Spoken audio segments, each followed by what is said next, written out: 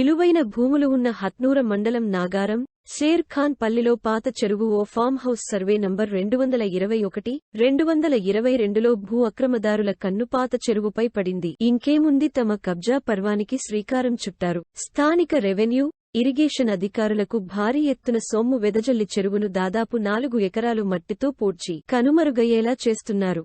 కాసులు అందుకున్న అధికారులు అటువైపు కన్నెత్తి చూడకపోవడం పలు అనుమానాలకు తావిస్తోంది. వందల కొద్దీ లారీ, ట్రాక్టర్ల ద్వారా మట్టి తెచ్చి యథేచ్ఛగా చెరువును అడ్డంగా పూడ్చివేస్తుంటే స్థానిక ప్రజలు సంబంధిత రెవెన్యూ, ఇరిగేషన్ అధికారుల దృష్టికి తీసుకెళ్లినా మామూళ్ల మత్తులో మునిగితేలుతున్న అధికారులు నిర్లక్ష్యంగా ఉన్నారంటే వారి విధి నిర్వహణ ఎంత సక్రమంగా నిర్వహిస్తున్నారో ఇట్టే అర్థం చేసుకోవచ్చు.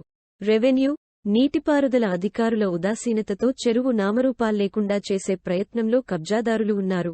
నిబంధనలు తుంగలో తొక్కి శిఖంతో పాటు చెరువులో వందలాది లారీల్లో కొన్ని రోజులుగా మట్టి తెచ్చి డంప్ చేయడం ప్రారంభించారు. ఫామ్ హౌస్ పాత చెరువు చుట్టూ ప్రహరీ గోడ నిర్మించారు. ఇలా ఇప్పటికే సుమారు 4.5 ఎకరాల పైగా చెరువును పూడ్చివేసి చదును చేశారని గ్రామస్తుల ఆరోపణ. కొంతకాలం నుండి చెరువును పూడ్చే కార్యక్రమం జరుగుతున్నా లంచాలు తీసుకున్న పాపానికి నీటిపారుదల శాఖ, రెవెన్యూ అధికారులు పట్టించుకోకపోవడం లేదని, ఇది అత్యంత శోచనీయం.